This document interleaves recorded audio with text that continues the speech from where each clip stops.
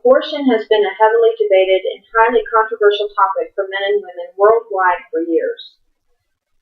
But I believe that life is a precious gift, and women need to be more accountable and ensure they are making educated decisions when it comes to abortion. As mentioned in the article, Some Abortion Debate Facts on articlesalley.com, being against abortion is considered being pro-life. Being pro-life is not cut and dry, though. There are different levels of supporters. There are those that believe there is no acceptable reason to have an abortion. And there are others who believe it is acceptable in certain cases, such as rape, incest, or medical necessity. The arguments against abortions include the belief that life begins at conception, giving up the baby for adoption, and that women simply need to be more accountable and educated. Perhaps the most controversial topic in the argument regarding abortion is the debate on when life actually begins. As others in the pro-life movement, I believe that life of the child in the womb begins at conception. In fact, according to prolifeinfo.org, a child in the womb is a child in the eyes of the law and many religions. And they believe that aborting a child in the womb is akin to committing murder. To corroborate this statement, there is a report at NAAPC.org that discusses testimony given at a Senate Judiciary Committee subcommittee meeting. The report states that many scientists and physicians gave testimony to confirm that life begins at conception.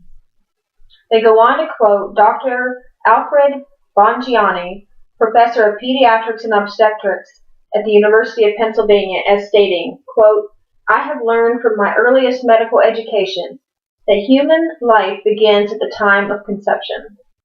I submit that human life is present throughout the entire sequence from conception to adulthood, and that any interruption at any point throughout this time constitutes a termination of human life. Another strong pro-life supporter is the church. To be given the life of a child in your womb is to be given a gift from God. And according to Jeremiah 1:5 in the Bible, before I formed you in the womb, I knew you. And this is what God has stated. This is how it was over 2,000 years ago, and how it should be today. And while the point at which life actually begins is a major aspect of the abortion debate, it is also important to address the accountability of women. I believe that women need to be more responsible and accountable for their behavior. And according to abortionalternatives.com, more than 90% of all abortions are performed for social reasons, as opposed to a medical reason. And what this really means is that the majority of all abortions are performed because these women were careless in practicing safe sex and did not want to deal with the consequences. It is far past time that women were further educated on using safe sex techniques to avoid being put in a situation that abortion would be an option. Young women are not the only ones responsible for pregnancies, however. Let us not forget that men are just as responsible for practicing safe sex habits as the women. Both young women and men should be educated on the consequences of irresponsible sexual activity. AbortionAlternatives.com states that just 4 weeks into a pregnancy, the baby has a heartbeat.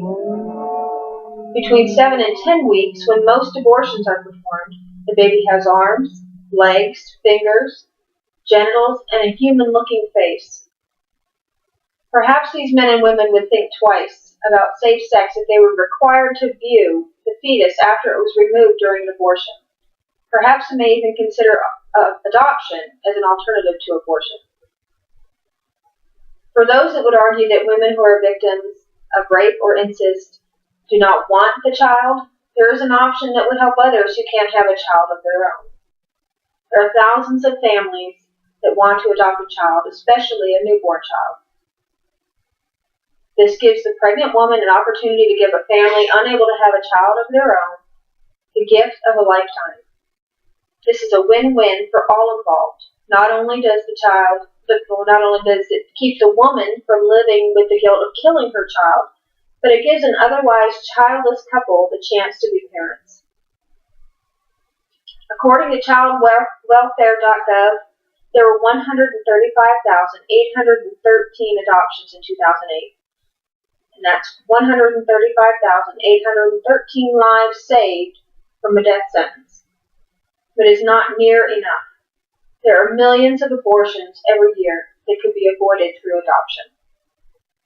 Adoptions are a viable alternative to abortion. The next step is to expand education about this alternative to expectant mothers considering abortion. Regardless of the legality of abortion, it will continue to be a highly controversial topic. It is imperative that young women are mentored and educated on the morality of having an abortion.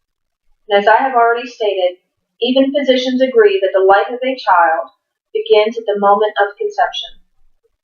That means that having an abortion effectively kills the baby living in your womb. Young men and women have to start being more responsible and accountable when it comes to practicing safe sex. Abortion is not a tool to be used just because you were too lazy or drunk to use contraception. But should a young woman become pregnant, she should consider the option of adoption before abortion. It is better to give life to someone who can't have their own child than to take the life of your unborn child. While I can't make someone choose not to have an abortion, hopefully by listening to me today, you will at least think twice before you decide. Thank you.